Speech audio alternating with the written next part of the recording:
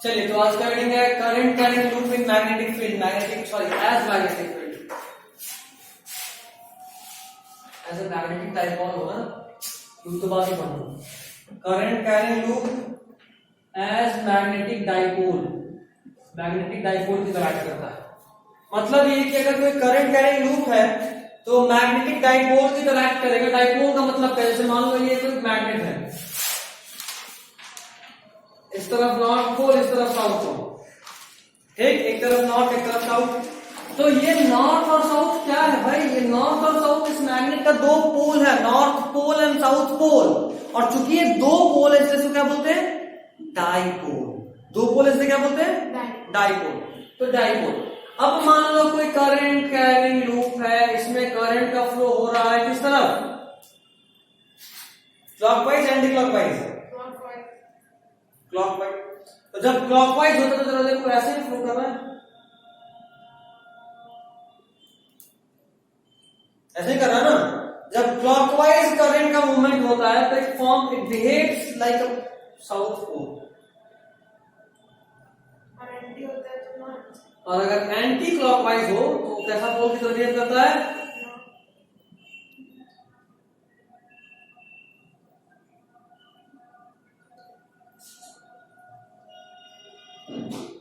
देखो समझने वाला बात यह है कि एक ही वायर एक साइड से एंटी क्लॉकवाइज और एक साइड से क्लॉकवाइज करंट दिखा सकता है। जरा इसको फील करते हैं।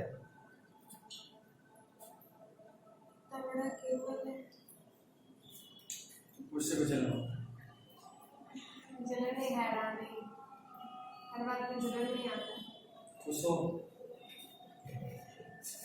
ये देखो ऐसा। अब मान लो इसमें करंट इस तरफ है, ऐसा इधर इस तरफ, ठीक। तो तुम अगर देख रहे हो तो तुम्हारे लिए करंट किस तरफ है, इस तरफ ही, मेरे लिए भी इस तरफ। लेकिन अगर कोई हमसे पूछेगा कि करंट किधर है तो हम बोलेंगे क्लॉकवाइज, क्योंकि मेरे लिए घड़ी भी इधर ही घूम रहा है और तुम्हारे लिए घड़ी किधर घूम रहा है, इधर। तो तुम्हारे लिए तुम इसी करंट को क्या बोलोगे, एंटी क्लॉकवाइज। हम बोल रहे हैं इसको क्लॉकवाइज, तुम उसको क्या बोल रहे हो, एंटी क्लॉकवाइज। मतलब यही लूप अगर ऐसे है और इसमें करंट इधर फ्लो कर रहा है इधर, तो अगर हम इसको नीचे से देखेंगे तो क्या बोलेंगे, बताओ हमसे देखो क्या बोल रही हो, एंटी क्लॉकवाइज। और अगर ऊपर से देखेंगे तो क्लॉकवाइज। मतलब इसी लूप का ऊपर साइड किसकी तरह बिहेव करेगा, क्लॉकवाइज किसकी तरह बिहेव कर रहा है, साउथ। और नीचे वाला साइड, मतलब ऊपर वाला साइड इज साउथ पोल, नीचे वाला साइड इज नॉर्थ पोल। समझे?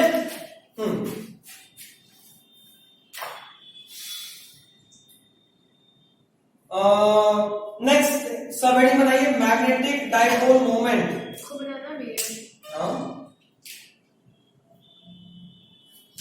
इतना समझा दिया आपको, सही बनाना भी याद रखना।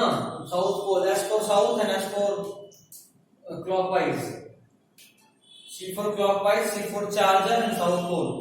मेरे चार्जर से तुम जली थी देखते हो, उसका केबल है, याद रहेगा ऐसे।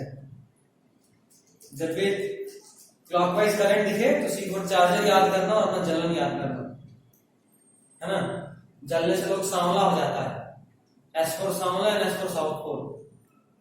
उसका क्या गजब लॉजिक है, लिख ही लिए।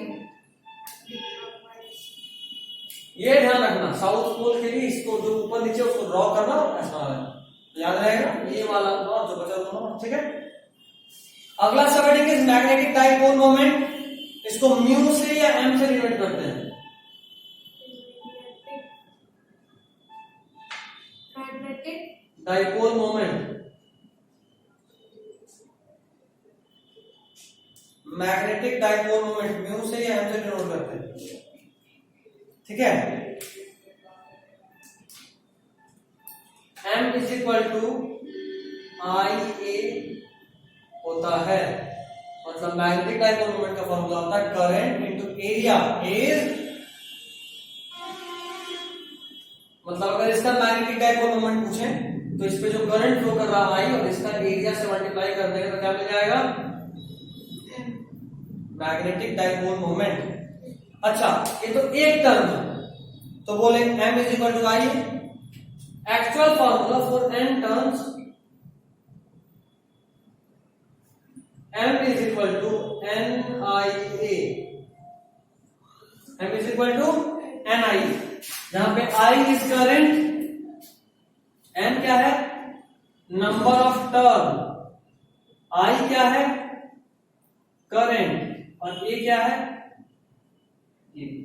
अगर बात को समझना है तो यहाँ पे वापस समझो, देखो यहाँ पे 2 टर्न दिख रहा है आपको, है ना 2 टर्न, तो एक टर्न होता तो इसका डाइपोल मोमेंट होता है, इसके थ्रू फ्लो करने वाला करंट और ये वाला एरिया।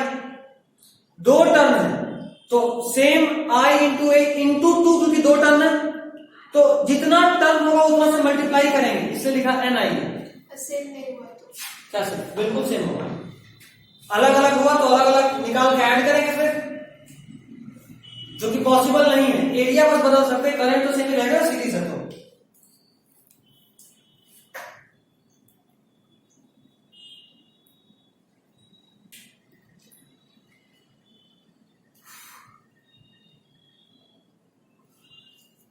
लिखिए next point, direction is given by right hand thumb rule. इसी में नेक्स्ट हेडिंग नहीं, इसी में direction is given by right hand thumb rule,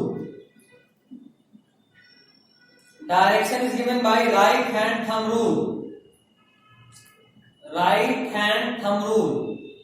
लिखिए इसमें कर्ल द फिंगर, अपने उंगली को मोड़िए ऐसे, curling, curl the finger in the direction of I, thumb rule क्या लिखना है, right hand thumb rule, direction by right hand thumb rule, इसमें लिखे curl the finger, curl CURL, point बना के इसमें लिखो ना, देखिए पॉइंट है, curl the finger in the direction of I, curl the finger in the direction of I, thumb will point direction of M, thumb will point the direction of M, curl the finger in the direction of I, thumb will point direction of M,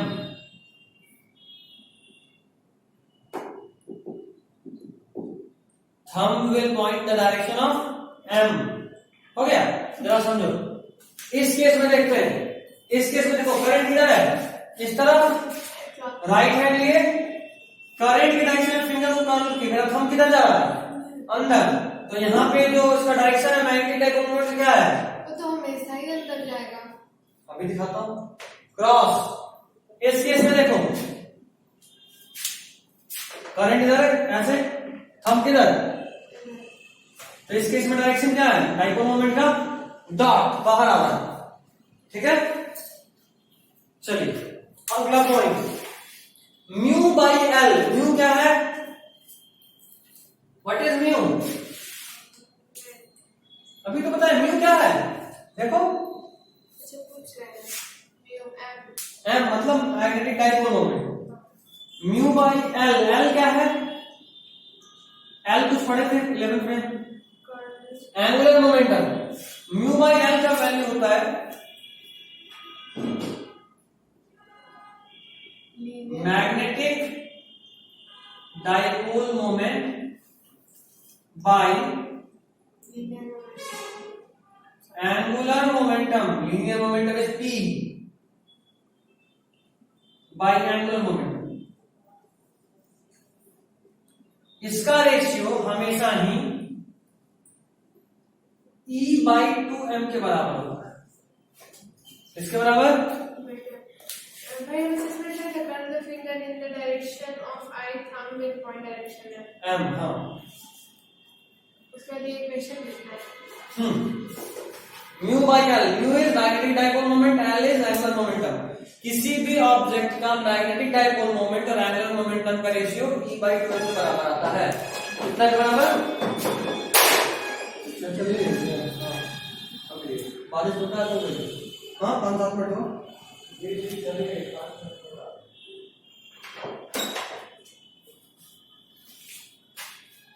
ठीक है। किसी भी चीज के angular magnetic dipole moment और angular momentum का ratio E by 2m के बराबर होता है, ठीक है। और इस म्यू बाई एल के रेशियो का एक और नाम है, इसको बोलते हैं जाइरो मैग्नेटिक रेशियो। क्या बोलते हैं,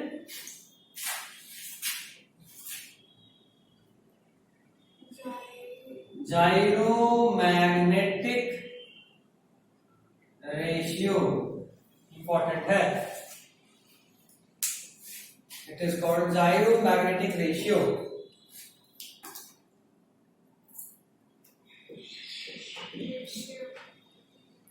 हो गया, चलो ये क्वेश्चन करते हैं।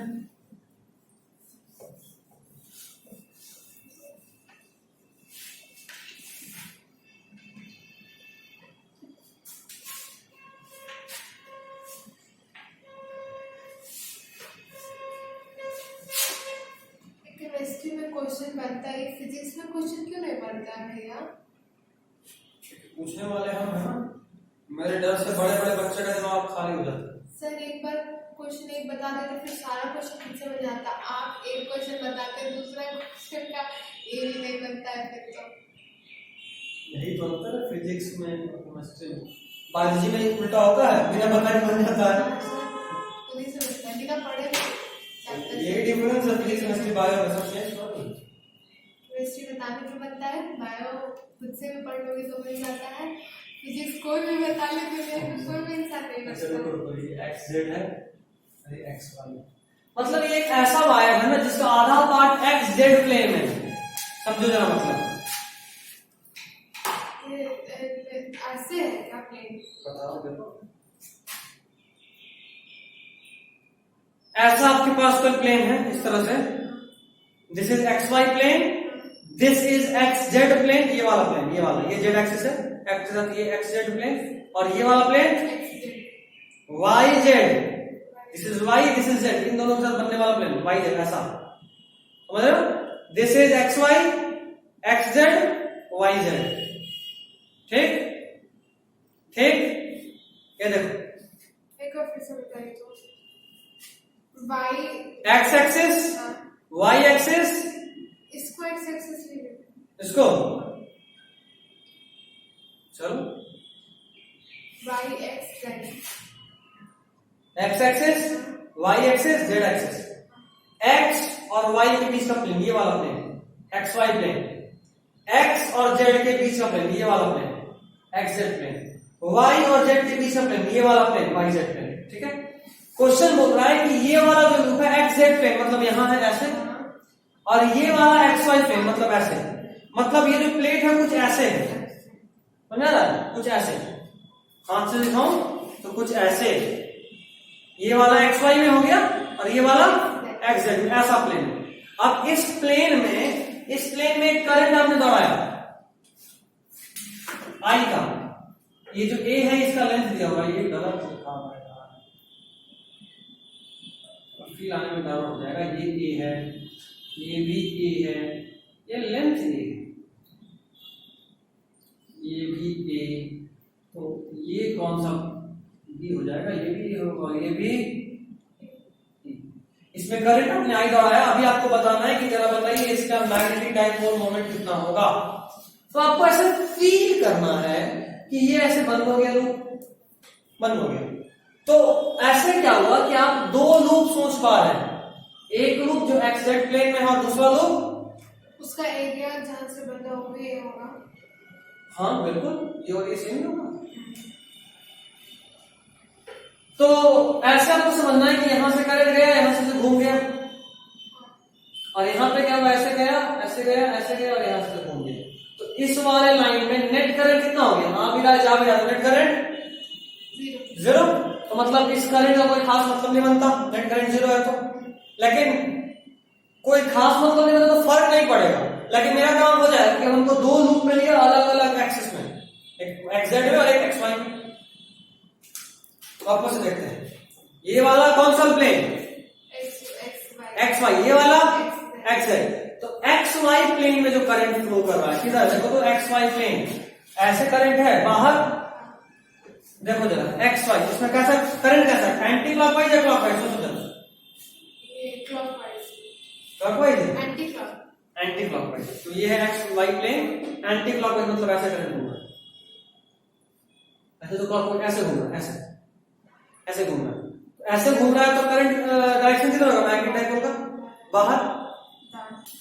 मतलब एक्स वाई की वजह से जो मेरा मैग्नेटिक डाइपोल मोमेंट आया, एक्स वाई की वजह से फॉर्मूला होता है आई ए, करंट वाई है और एरिया ए इंटू ए, चूंकि लेंथ ही ए दे दी है तो ए इंटू ए स्क्वायर। किस तरफ? बाहर बाहर बाहर बाहर एक्स वाई के परपेंडिकुलर क्या होना है?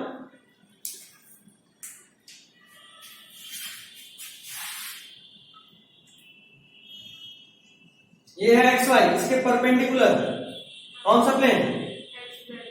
Z axis. तो ये क्या है?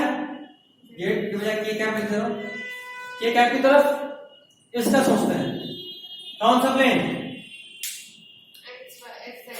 X Z.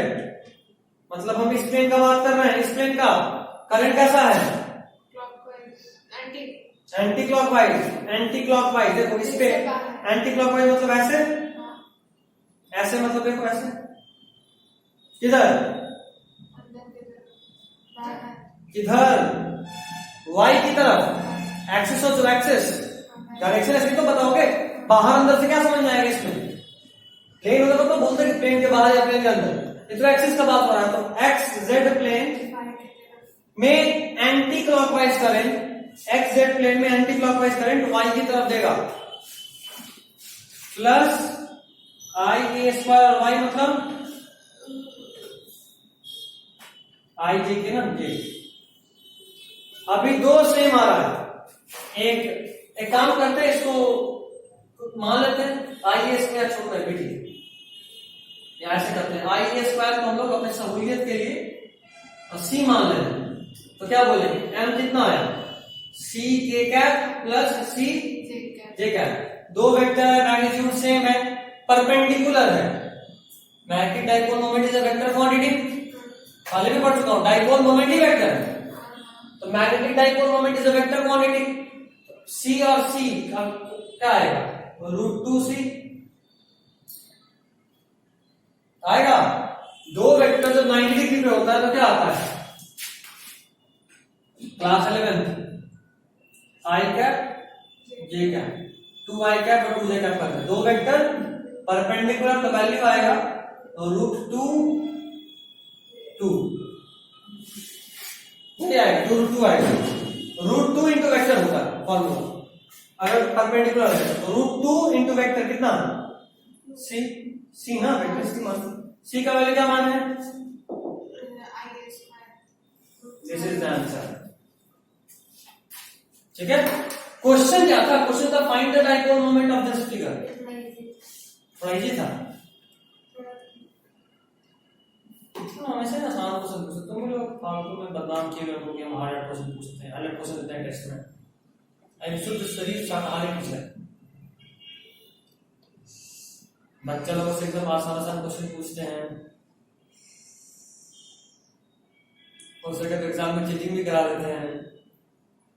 तभी तो 100 क्वेश्चन रहता है तो 50 मिनट टाइम मिलता है। चीटिंग नहीं करना तो टाइम में क्या जरूरत है? चीटिंग का ही तो लक्षण है।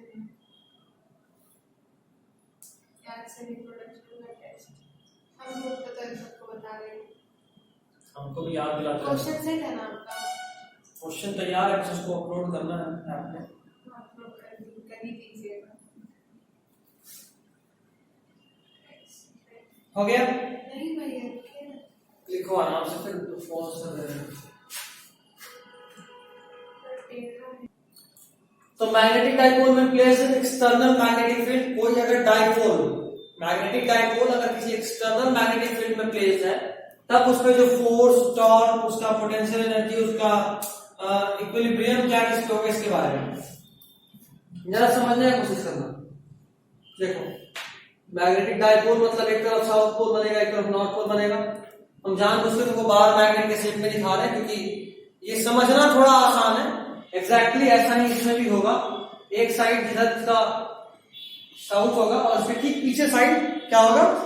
नॉर्थ। पीछे साइड नॉर्थ होता है, ऊपर नीचे। Good question. ऐसे देख रहे हैं, करंट इधर जा रहा है ऐसे, इस तरफ ऐसे होगा। हाँ, करंट है किस तरफ होगा जरा सोचो, करंट किस तरफ है? वायर में। Clockwise anti clockwise? Clockwise. Anti clockwise. ऊपर से देखोगे तो आपके हिसाब से क्लॉकवाइज, मेरे हिसाब से एंटी। तुम्हारा हिसाब है ना, नीचे से देखेंगे तो एंटी क्लॉकवाइज, ऊपर से देखेंगे तो क्लॉकवाइज। अब भी वही है, आगे साइड में, एंटी, पीछे साइड में, तो एंटी क्लॉकवाइज नॉर्थ है साउथ है? नॉर्थ। एंटी क्लॉकवाइज नॉर्थ है ना? हाँ, एंटी क्लॉकवाइज नॉर्थ है, क्लॉकवाइज साउथ है। तुम्हारे हिसाब से एंटी क्लॉकवाइज है, देखो तो ऐसे अगर घूम रहा है तो हाँ एंटी है। ठीक, तो इधर नॉर्थ, तो इस तरफ क्या होगा? साउथ। मतलब आगे नॉर्थ, पीछे साउथ। अब बताओ तो नॉर्थ किधर है? नीचे और साउथ? तो आगे पीछे ऊपर नीचे कुछ नहीं होता है, करंट का डायरेक्शन मैटर करता है। हाँ। इसी को अगर जो ऐसे दिख रहा है इसी को ऐसे कर देंगे तो ऊपर नीचे वाला बात हो जाएगा, समझे बात? चार्जर का ज्यादा इंपॉर्टेंट काम आ गया। फोन चार्ज करना तो ठीक है, इसका कभी नहीं सोचा था कि कभी से फिजिक्स पढ़ाएंगे। इसको अडॉप्टर को निकाल के दे पूरा का काम है। सोचो, ठीक, अगर आप इसको एक एक्सटर्नल मैग्नेटिक फील्ड में प्लेस करोगे तो हो सकता है वो साउथ को अट्रैक्ट करे, तो नॉर्थ को क्या करेगा? रिपेल। ऊपर अगर मान लो तो ऊपर इधर किया तो एक को इधर करेगा। नेट फोर्स कितना? जितना से इसको खींचेगा उतना ही इसको ढकेलेगा, नेट फोर्स जीरो। लेकिन इससे रोटेशनल इफेक्ट आएगा, देखो तो आएगा। तो torque is present but force is zero. तो फर्स्ट लिखो, first point F is equal to, ये डायग्राम बना लेना है, F is equal to zero. Second, torque is force into perpendicular distance, पता है ना? फोर्स इनटू, अगर ये डिस्टेंस L है तो फोर्स इनटू परपेंडिकुलर डिस्टेंस, और यहां पे अगर हम इस force torque is equal to, रुक जाना, torque is equal to normal formula होता है force into perpendicular distance. But अगर इसके केस में इसको सॉल्व करेंगे फोर्स इनटू परपेंडिकुलर डिस्टेंस को, तो ये फार्मूला हो जाएगा m इनटू v। इस पे नेट फोर्स जीरो है, ये फोर्स जीरो नहीं है, जितना इधर लग रहा है उतना इधर लग रहा है, तो net is zero, force is not zero. तो इसको सॉल्व करने पे क्या आएगा? m cross b। m cross b मतलब कि साइड। हाँ, अभी तो सोचे थे कि तुम्हारा मटर करीब है, बच गए, ठीक है। उसी तरह potential energy m dot b,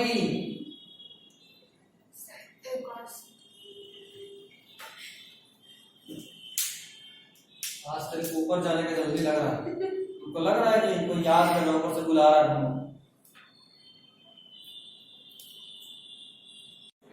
कौन सा? कोविड पॉइंट्स पे मैथ्स पढ़ाने के लिए बुला रहे होंगे, कोविड की वजह से। 8th क्लास में क्लास टीचर बीजे पांडे। पांडे सर डेथ हो गया? पांडे सर हाइट कम था, थोड़े मोटे थे। हाँ हाँ और अनिशाबाद में थे? अनिशाबाद से है। शॉपिंग में मेरे उनके क्लोज में बहुत बहुत जल्दी मैच सुनाते करेगा, एक्चुअली ध्यान नहीं देती हूँ, बस कलम चलाते रहती हूँ, समझती नहीं हो।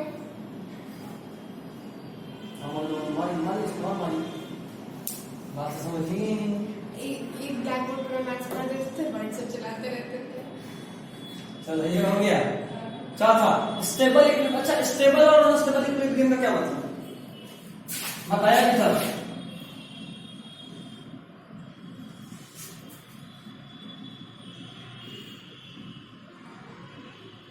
ये देखो, दो बॉल है, दो केस। अब अगर यहां पहुंचाओगे तो कुछ सेकंड के लिए रुकेगा, अब जरा सा इसको फूंक भी मार दिए तो ये दनादन निकल जाएगा। नहीं रुकने का चांस बहुत कम है। हाँ, मतलब अगर मान लो यही रख दी तो इक्विलिब्रियम में है, लेकिन जरा सा इसको फूंक मारे तो फिर मूव करना चालू, फिर रुकेगा। तो ये इक्विलिब्रियम तो है, लेकिन ये कैसा इक्विलिब्रियम है? अनस्टेबल। इसके केस में देखो, बॉल को छोड़े यहाँ पे, तो यहाँ पहुंचा, उसके बाद मान लो इसको हिला है, क्या होगा? यहाँ से यहाँ जाएगा, घूम के यहाँ आएगा, फिर आके ये रुक जाएगा। मतलब अगर आप हिला भी लो फिर भी उसी पोजीशन में आ जाता है, कैसा इक्विलिब्रियम? स्टेबल। उसी तरह ये जो डाइपोल मोमेंट है, अगर इसमें नेट फोर्स जीरो है, नेट टॉर्क जीरो है, तो ये इक्विलिब्रियम है। बट अगर हम इसको जरा सा हिलाए तो अगर स्टेबल रहा तब तो लौट के वापस आएगा इसकी तरफ, और इधर जाएगा फिर इधर जाएगा फिर आ जाएगा। प्लेन में स्टेबल और अनस्टेबल कैसे चलेगा? प्लेन में सरफेस ऐसा रहेगा। फोर्स किधर लग रहा है उसको डिसाइड, जैसे मान लो फोर्स लग रहा है इधर, आप इसको हल्का सा जैसे डिस्प्लेस की तो फोर्स इधर लग रहा है, तो इसको वापस लेके आएगा, फिर जब नीचे पहुंचेगा तो फोर्स इधर लगने लगेगा, ऊपर लेके जाएगा, ऐसा होता है। तो लिखिए stable equilibrium at theta is equal to 0। 4 point. Stable equilibrium at theta is equal to 0, इसको जरा फिल करा देता हूं।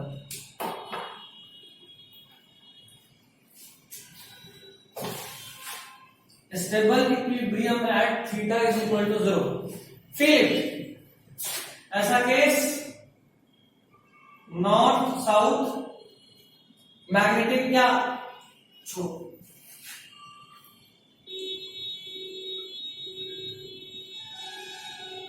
ये है बी,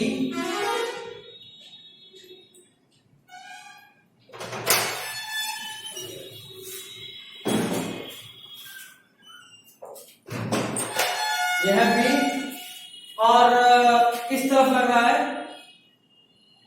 मैग्नेट है आपका, दोनों के बीच का एंगल है थीटा। अगर ये थीटा 0 हो जाए, मतलब मैग्नेट अगर ऐसे ही हो जाए, तो क्या इस पे कोई फोर्स लगेगा? जितना नॉर्थ पोल को खींचेगा उतना ही साउथ पोल को ढकेलेगा, बात बराबर, ठीक।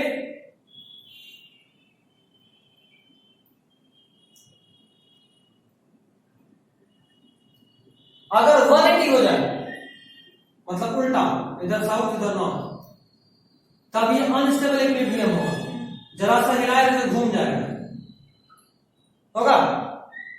तो 0 पे परमानेंट नहीं है, 0 पे परमानेंट है, और 180 पे 0 पे परमानेंट कैसे होगा?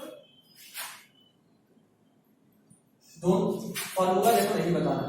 फोर्स टू नेट 0 समझ में आ रहा है?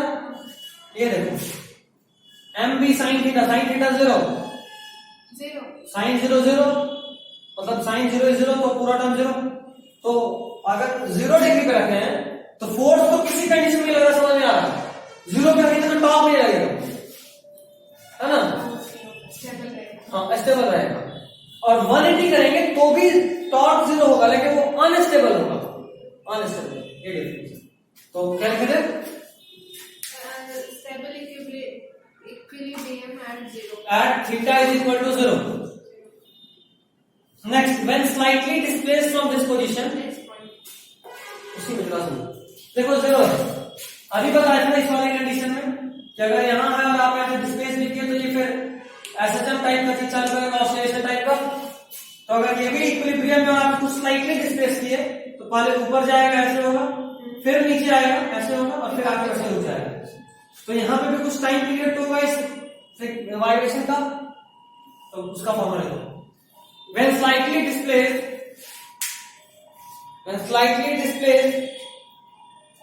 it performs SHM.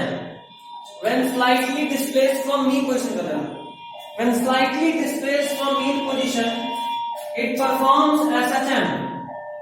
When slightly displaced from mean position, it performs SHM. It performs SHM with time period t is equal to 2 pi over I by mt.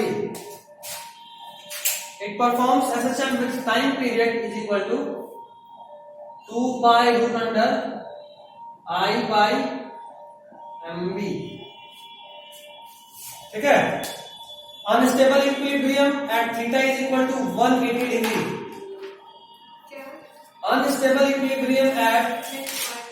हाँ एक ही point वही लिखो, उसके बाद चेंज हो जाएगा। Unstable equilibrium at theta is equal to 180 degree. Unstable equilibrium at theta is equal to 180 degree. हो गया? चलिए this is all for today. अगला हेडिंग बस डाल लो, बायोट-स्वार्ट लॉ।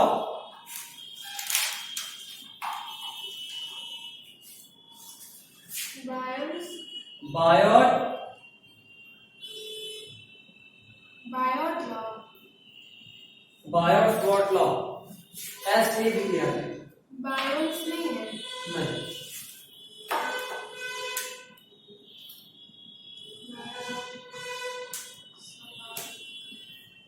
एक करंट कैरिंग वायर की वजह से किसी डिस्टेंस पे कितना मैग्नेटिक फील्ड जनरेट होता है उसका फॉर्मूला यहां पर है। ठीक है, चलिए, this is all for today.